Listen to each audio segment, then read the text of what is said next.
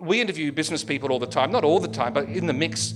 And what disappoints me greatly, I've now got a guide for them, is they should then be using that to promote themselves and push it out. Someone's just made some semi-professional thing about them that is third-party endorsement, and it's just gold, and they should be slicing it up and using it across their social media. And so, to answer your question for businesses, those who get to hear this through whatever way, try to make yourself available and then exploit those podcasters for all they're worth. Yeah. Really, just go for it. There's one thing worse than being talked about, and that's not being talked about on a podcast. That's what Oscar Wilde would have said had he lived in this era.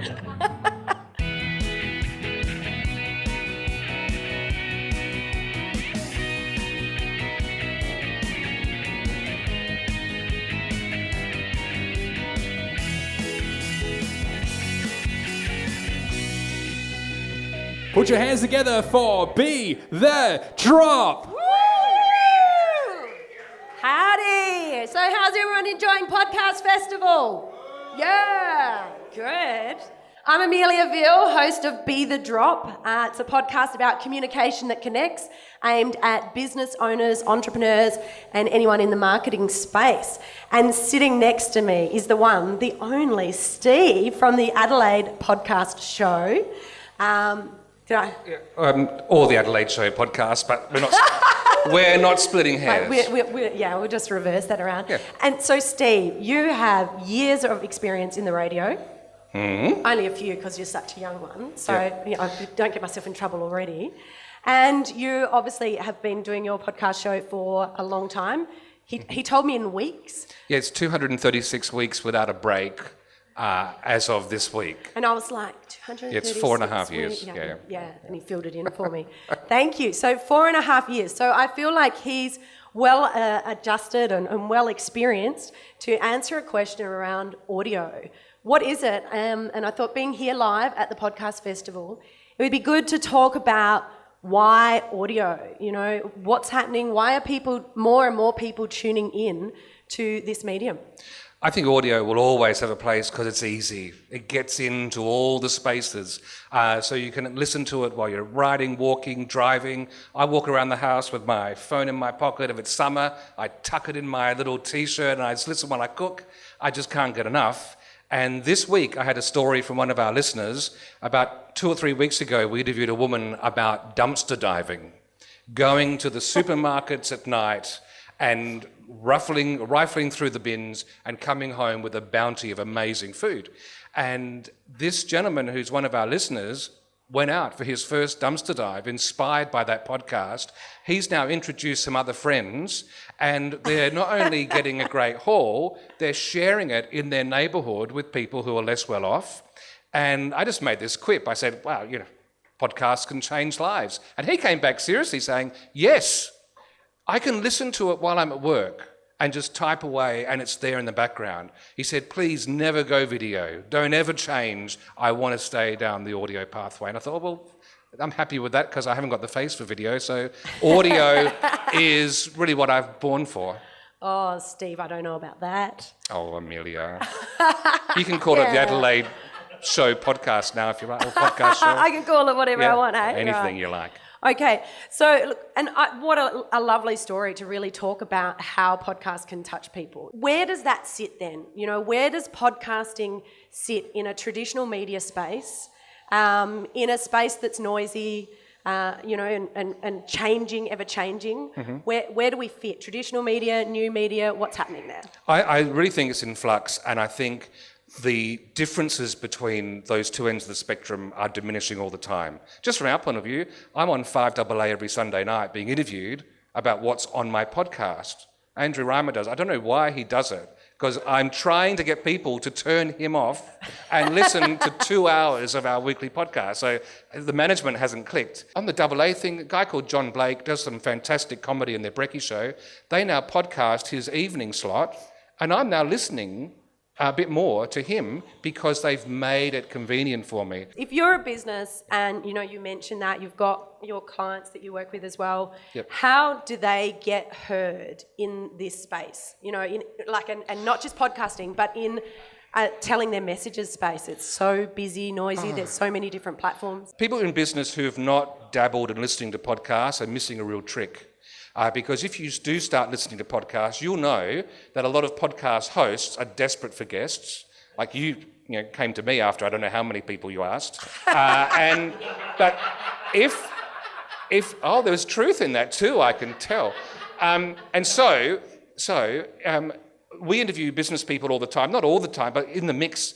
And what disappoints me greatly, I've now got a guide for them, is they should then be using that to promote themselves and push it out. Someone's just made some semi-professional thing about them that is third-party endorsement, and it's just gold, and they should be slicing it up and using it across their social media. And so, to answer your question for businesses, those who get to hear this through whatever way, try to make yourself available and then exploit those podcasters for all they're worth. Yeah. Really, just go for it. So your information there is like tap into. Yeah, don't be shy. Yeah. There's one thing worse than being talked about, and that's not being talked about on a podcast. That's what Oscar Wilde would have said had he lived in this era. Now, Steve, you recently made an announcement about Yes. the Adelaide Podcast show. Yes. We announced we're ending at episode...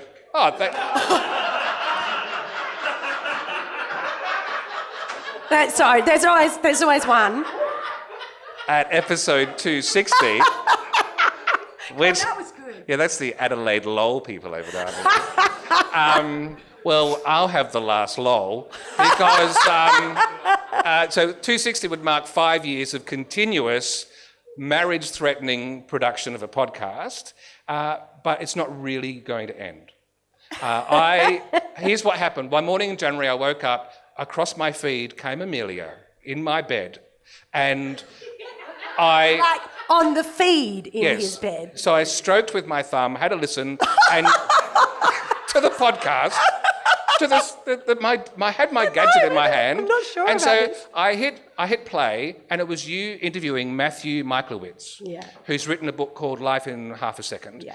And it was on the whole day I decided I wanted to make some changes to my life. And so having listened And to it's that... a great episode, P.S. Yes, and he's going to be on the Adelaide show in April, just Listen to mine for first. 2 hours. Anyway, long story short, I've been going through a whole lot of goal setting, and one of them was to understand that when things have an end, you value them more. Life, everything ends. And so I needed to say it out publicly that the Adelaide show will end because it's my beloved mistress that I've held tightly for 236 weeks, and I needed to feel what it was like to let go. And now that I've done that, Nigel and I are thinking about ways we might just refresh and reshape things up. So we're going to stay around thank you.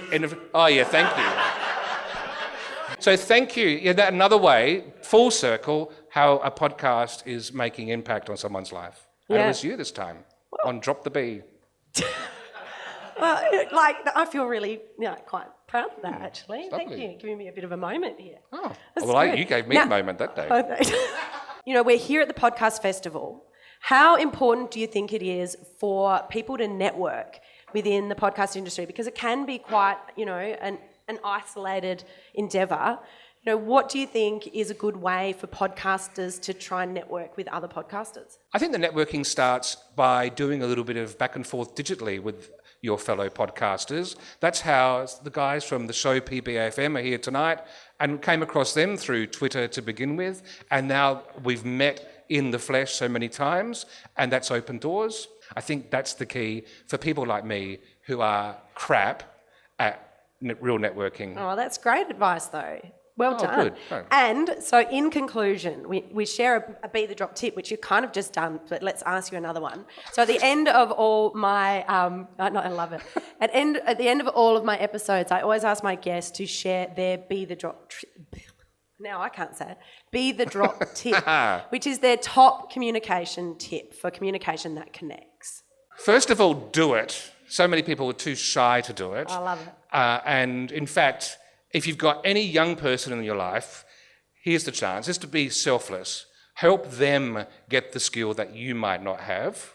Like I've got my little grade 2, year 2, doing drama and speech at school, and I'm basically doing the class through her, and she's just taken the bit by the whatever you take it by, and just doing it well and thriving. Because I think the secret to success in life is being completely comfortable to sit in front of people and chat and not give two hoots about it, like not be stressed or worried or panicked. If you can do that, you can present to a boardroom, to a lunchroom. Maybe you're not very good at doing networking, but there are different, it just opens doors. So try. If you can't do it yourself, try and help someone climb up the ladder by being supportive with them and opening whatever doors and opportunities come. Oh, I love it. Thank you so much, Steve. It's been an absolute pleasure.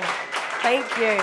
Thank you. And thanks so much to Liam and Andy and the Auscast Network for putting on the Adelaide Podcast Festival. It's a great opportunity. Cheers. Andy, Liam, thank you so much for joining me. It's an exciting night live from Adelaide Podcast Festival.